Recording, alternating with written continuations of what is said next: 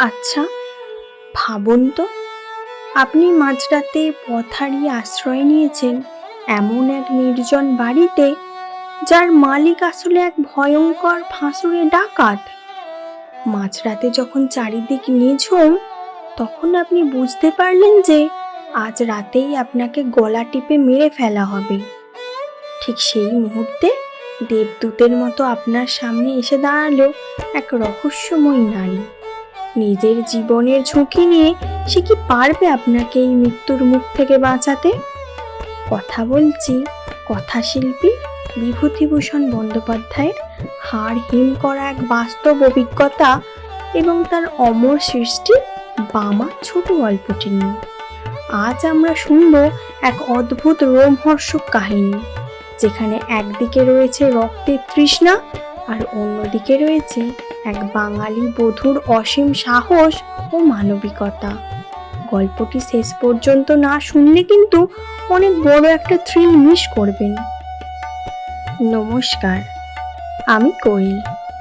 সাহিত্যেশ্বর চ্যানেলে আপনাদের সকলকে স্বাগত। আপনারা যারা ইউটিউব থেকে শুনছেন, তারা আমার চ্যানেলটিকে সাবস্ক্রাইব করে দেবেন, আর যারা ফেসবুক থেকে শুনছেন, তারা আমার চ্যানেলটিকে ফলো করে পাশে থাকবেন। তাহলে চলুন শুরু করা যাক। আমার যখন 22-24 বছর বয়স, তখন নানা দেশ বেড়ানোর একটা কাজ জুটে গেল আমার অদৃষ্টে। তখন আমি দৈব ঔষধের মাদুলি বিক্রি করে বেড়াতাম। চুঁচুড়োর শচীশ কবিরাজের তরফ থেকে মাইনে ও রাহা খরচ পেতাম। অল্প বয়সের প্রথম চাকরি খুব উৎসাহের সঙ্গেই করতুম।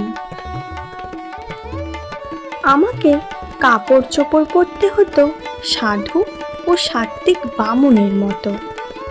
ওটা ছিল ব্যবসায়ের অঙ্গ।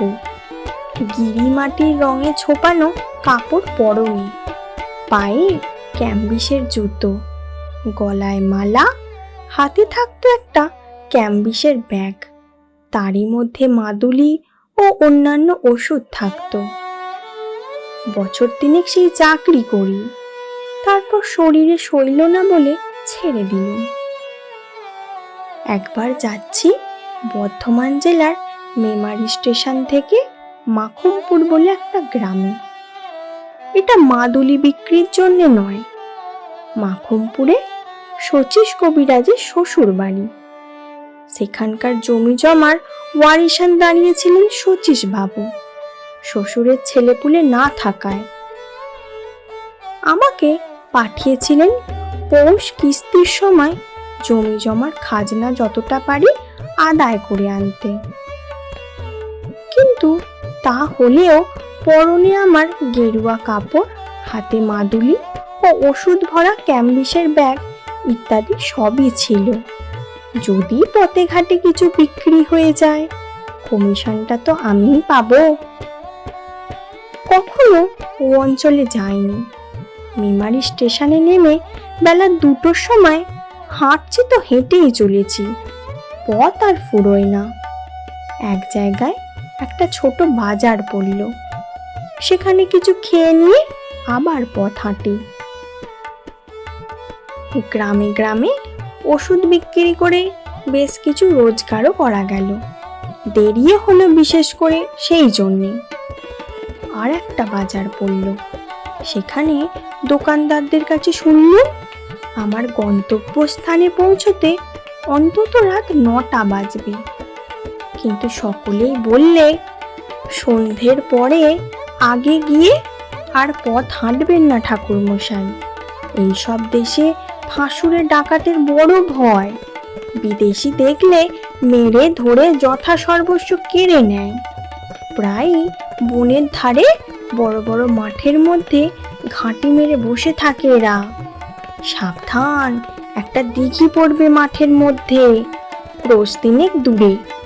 জায়গাটা কিন্তু একদম ভালো নয়। বড় বড় মাঠের ওপর দিয়ে রাস্তা। সন্ধ্যা প্রায় হয়। এমন সময় দূরে একটা তাল গাছ ঘেরা দিঘি দেখা গেল বটে। আমার বুক ঢিপ ঢিপ করে উঠল। দিঘির ওপাশে সঞ্জয়পুর বলে একটা গ্রাম।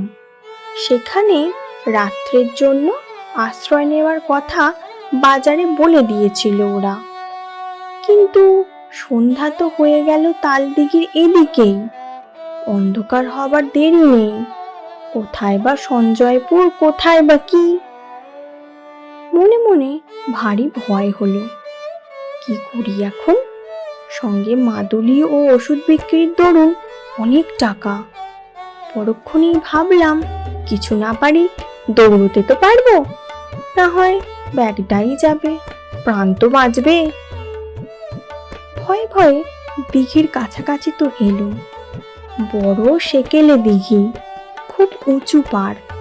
পাড়ের দুধারে বড় বড় তাল গাছের সারি, তার ধার দিয়েই রাস্তা। দিঘির পাড়ে কিন্তু লোকজনের সম্পর্কও নেই। যে ভয় করেছিলাম দেখলুম সবই ভুয়ো। মানুষ মিথ্যে যে কেন এরকম ভয় দেখায়। প্রকাণ্ড দিঘিটার পাড় ঘুরে যেমন তালবনের সারি ও দিঘির উঁচু পাড়কে পেছনে ফেলেছি, সামনে দেখি ফাঁকা মাঠের মধ্যে দূরে একটা গ্রাম লিলি করছে। নিশ্চয়ই ওটা সেই সঞ্জয়পুর। বাঁচা গেল বাবা, কি ভয়টাই দেখিয়েছিল লোকে। দিব্যি ফাঁকা মাঠ, কাছের লোকের বসতি, গায়ের গরু বাছুর চড়ছে মাঠে। কেন এসব জায়গায় বিপদ থাকবে? আমি এই রকম ভাবছি, এমন সময় তালপুকুরের ওদিকের পাড়ের আড়ালে যে পথটা, সেই পথ বেয়ে একজন বৃদ্ধকে আমার দিকে আসতে দেখল। বৃদ্ধ বেশ বলিষ্ঠ গড়নের, এই বয়সেও মাংসপেশি বেশ সবল। গলায় রুদ্রাক্ষের মালা, হাতে ছোট একটা লাঠি। বৃদ্ধ আমায় বললে, ঠাকুরমশাই, কোথায় যাবেন? যাব মাখুমপুর। মাখুমপুর? সে যে এখনো 3 কোষ পথ। কাদের বাড়ি যাবেন? শচীশ কবিরাজের বাড়ি। ঠাকুরমশাই কি কবিরাজ মশাইয়ের গোমস্তা? গোমস্তা নয়, তবে যাচ্ছি জমি জমার কাজে বটে। এই অঞ্চলে আর কাউকে চেনেন? মশাইয়ের নিজের বাড়ি কোথায়? আমি এদিকে কখনো আসিনি, কাউকে চিনিও নি। মাখুমপুরেও নতুন যাচ্ছি। সেখানেও কেউ তাহলে আপনাকে চেনে না? না, কে চিনবে? আমার এই কথায় আমার যেন মনে হলো বুড়ো একটু কি ভাবলে। তারপর আমায় বললে, কিছু যদি মনে না করেন একটা কথা বলি। রাত্রে আজ দয়া করে আমার বাড়িতে পায়ের ধুলো দিন। আমরা যাতে বাড়ুই, জল আচরিয়ে নিও, আপনার অসুবিধে হবে না।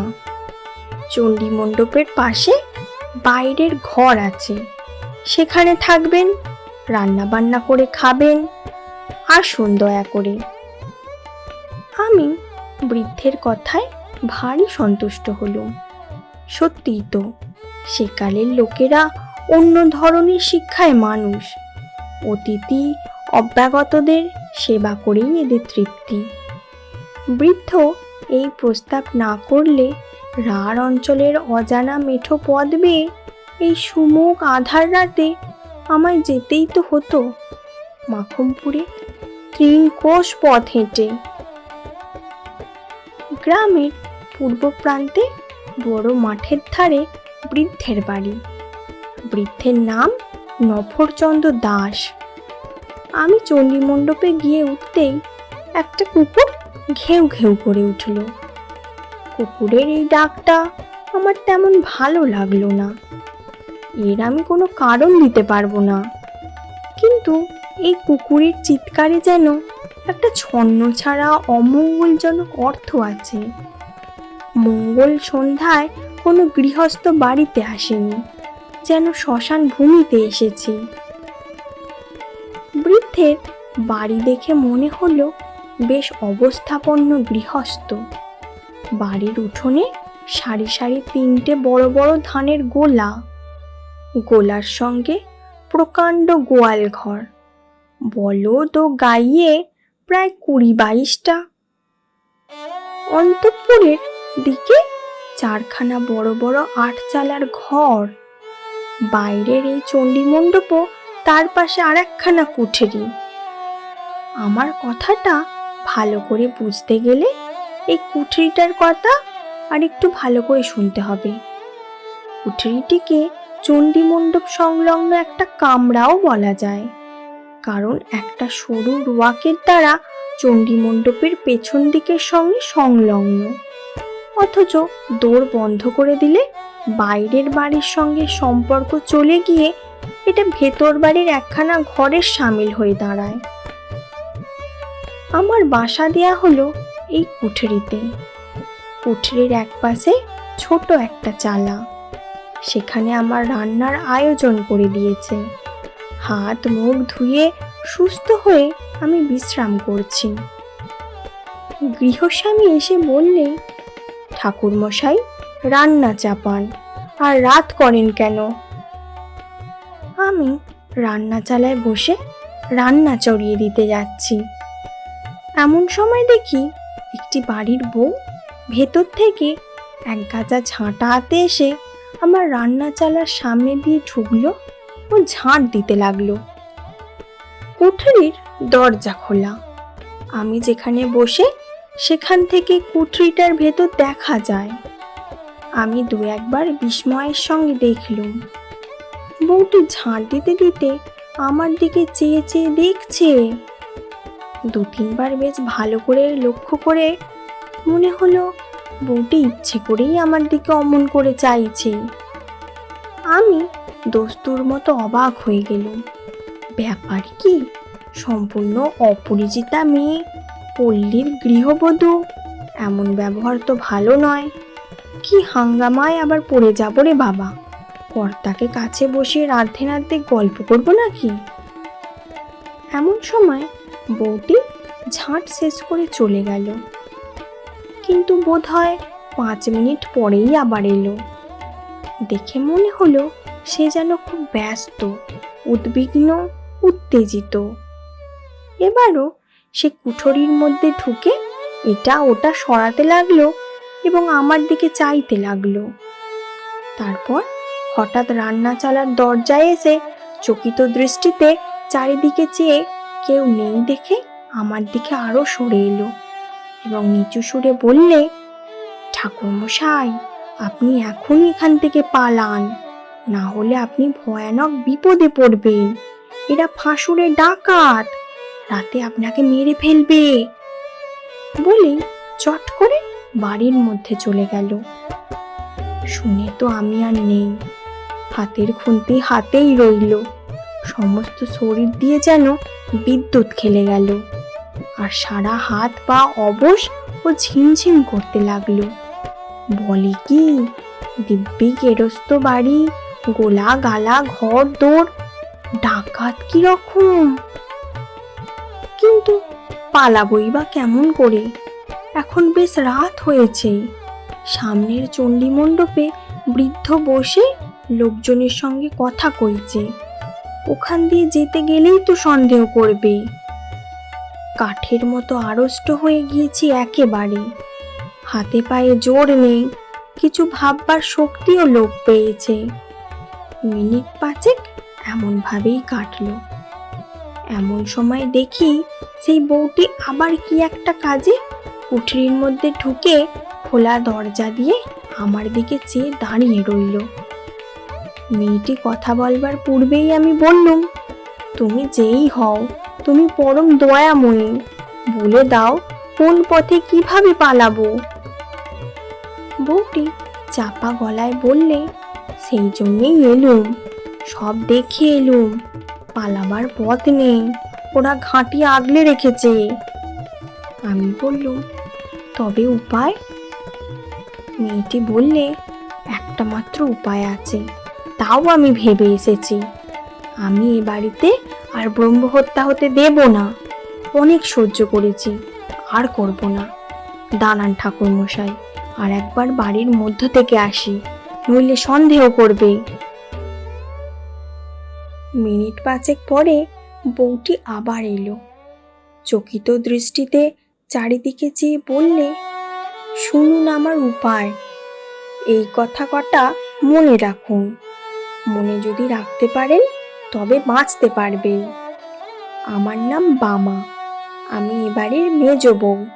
আমার বাপের বাড়ির গ্রামের নাম কুসুমপুর, জেলা বর্ধমান, থানা রায়না। বাপের নাম হরিদাস মজুমদার, জ্যাঠামশাইয়ের নাম পাঁচকড়ি মজুমদার। আমার 2 বোন, আমার দিদির নাম খান্তমণি, বিয়ে হয়েছে সামন্তপুর তেওটা, বর্ধমান জেলা। শ্বশুরের নাম দুর্লভ দাস, সবাই যাতে বারুই। আমার বাবা জ্যাঠামশাই সব বেঁচে আছেন, কিন্তু মা নেই। আমার তখন বুদ্ধি লোপ পেতে বসেছে। যা বলে মেয়েটি তাই করে যাই, এতে কি হবে? বউটি কিন্তু একবার বাড়ির মধ্যে যায়, আবার অল্প 2 মিনিটের জন্য ফিরে এসে আমায় তালিম দিয়ে যায়। মনে আছে তো জ্যাঠামশাইয়ের নাম কি? আমি বললুম, হরিদাস মজুমদার। না না, পাঁচকড়ি মজুমদার, বাবার নাম হরিদাস মজুমদার। আমার দিদির নাম কি? শ্বশুর বাড়ি কোন গাঁয়ে? খান্তমণি। শ্বশুর বাড়ি হলো আপনি সব মাটি করলেন দেখছি। সামন্তপুর তেওটা। বলুন। সামন্তপুর তেওটা। শ্বশুরের নাম রামযদু দাস, না দুর্লভ রাম দাস। অবশেষে মিনিট 10-12 মধ্যে আমার কাছে সব পরিষ্কার হয়ে এসেছে। বউটি বললে, রান্না খাওয়া করে নিন ঠাকুর মশাই, কোনো ভয় করবেন না। আমার বাপের বাড়ির নাম ধাম যখন জানা হয়ে গেছে, তখন আপনাকে বাঁচাতে পেরেছি। এখন শুনুন, খাওয়া দাওয়ার পরেই শ্বশুর মশাইয়ের কাছে আমার বাপের বাড়ির পরিচয় দিয়ে বলবেন আপনি তাদের গুরু বংশ। আমার নাম বলে জিজ্ঞাসা করবেন আমার বিয়ে হয়েছে কোথায়। গলা যেন না কাঁপে, কোনো রকম সন্দেহ যেন না হয়। আমি চললুম, আবার আসবো আপনি শ্বশুরকে বলবার পরই, কিন্তু দেরি করবেন না বেশি, বিপদ কখন হয় বলা যায় না। রান্না খাওয়া শেষ না করলেও তো সন্দেহ করতে পারে। রান্না খাওয়া করতেই হলো। রাত্রের অন্ধকার তখন বেশ ঘন হয়ে আসছে। রাত আন্দাজ 10টার কম নয়। আহারাদির পর নিজের কুঠুরিতে বসেছি, আর আমার মনে হচ্ছে এ বাড়ির সবাই যেন খাঁড়ায় রাম দাঁতে শান দিচ্ছে আমার গলাটি কাটবার জন্যে। এই সময় স্বয়ং গৃহস্বামী আমার জন্য পান নিয়ে এলো। বললে, কি ঠাকুর মশাই, আহারাদি হলো? এখন দিব্যি করে শুয়ে পড়ুন, মশারিটা টাঙিয়ে দিয়ে যাচ্ছি। রাত হয়েছে, আর দেরি করবেন না। আমি বললুম, হ্যাঁ, একটা কথা বলি। আমাদের এক মন্ত্র শিষ্য, বাড়ি কুসুমপুর, থানা রায়না, নাম পাঁচকড়ি, হরিদাস মজুমদার। তার একটি মেয়ের নাম বামা। এই দিকেই কোথায় বিয়ে হয়েছে। তারাও যাতে তোমাদের মতোই বারুই কিনা, তাই হয়তো চিনলেও চিনতে পারো। মেয়েটির জ্যাঠা দুর্লভ রাম, পাঁচকড়ি। আমায় বলে দিয়েছিল মেয়েটির শ্বশুর বাড়ির খোঁজ করে একবার সেখানে যেতে। তা যখন এলুমি এদেশে। আমার কথা শুনে বৃদ্ধ যেন কেমন হয়ে গেল। আমার দিকে অবাক হয়েছে, বললে, কুসুমপুরের হরিদাস মজুমদার, বামা, আপনি তাদের চিনলেন কি করে? বামার কথা স্মরণ করে গলা না কাঁপিয়ে দৃঢ়স্বরে বললুম, আমি যে তাদের গুরু বংশ।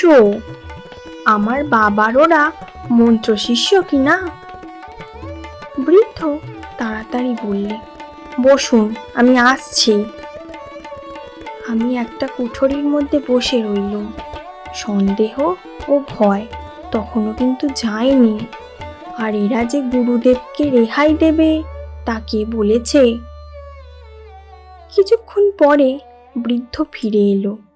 পেছনে পেছনে সেই বধূটি আর একজন সন্ডামার কাগজের যুবক এবং একজন পৌরা স্ত্রীলোক, সম্ভবত বৃদ্ধের স্ত্রী। বৃদ্ধ বললে, এই যে বামা ঠাকুরমশাই, আমার মেজ ছেলের সঙ্গে এই আমার মেজ ছেলে শম্ভু। গড় করো, সব গড় করো। মেজ বৌমা, দেখো তো চিনতে পারো একে? চমৎকার অভিনেত্রী বটে বামা, অদ্ভুত অভিনয় করে গেল বটে। ঘোমটা খুলে হাসি মুখে সে আমার পায়ের ধুলো নিয়ে প্রণাম করলে, গলার আঁচল দিয়ে। জীবনদাত্রী দয়াময়ী বামা, আমার চোখে প্রায় জল এসে পড়ল। তারপর সে রাত্রি তো কেটে গেল। খাবার জল দেবার ছুতো করে এসে বামা আমায় আশ্বাস দিয়ে গেল। বললে, বিপদ কেটে গিয়েছে, আমার চোখে না পড়লে সর্বনাশ হতো, ভিটেতে ব্রহ্ম হত্যা হতো। অনেক হয়েছে, এই কুঠরিতে, এই বিছানায়, এই মেঝেতে অনেক লাশ পোঁতা। আমার মনের অবস্থা বলবার নয় তখন। বলল, পুলিশ কি গায়ের লোক কিছু টের পায় না, কিছু বলে না? কি বলবে? এ ফাঁসুড়ে ডাকাতের গা, সবাই এরকম। আগে জানলে কি বাবা এখানে বিয়ে দিতেন? বিয়ের পর সব ধরা পড়ে গেল আমার কাছে। এখন আমার একটি সন্তান হয়েছে।